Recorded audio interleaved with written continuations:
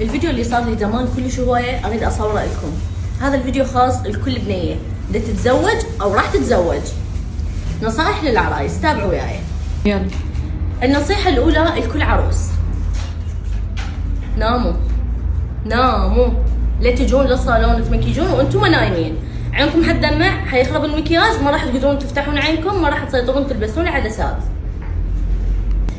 النصيحة الثانية والاهم، فيلر لا تسوين فيلر لا تسوين فيلر.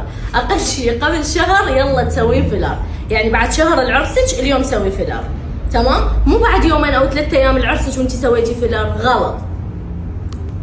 مو بس الفيلر، اي انواع الحقن لا تحقنوها.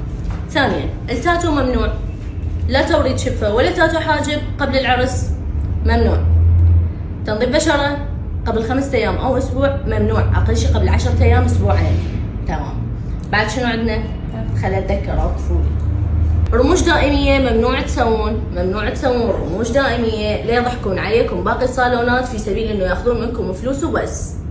رموش دائميه لا تسوون. ورا عرسك تعالي سوي رموش دائميه، وتعالي سوي فيلر، وتعالي سوي، لا فيلر مو يمنا، وتعالي سوي تاتو، وتعالي سوي اللي ترديه. بس رموش بعرسك لا تسوين. بعد شنو؟ حصلت لا. النصيحة الأزلية والأهم من هذا كله، بعرسك أو بحنتك أو بمهرك خلي كل شيء يكون على ذوقك أنتي. يعني لا تقعدين على الكرسي وتقولي لي بكيفك على ذوقك، أنا ما علي.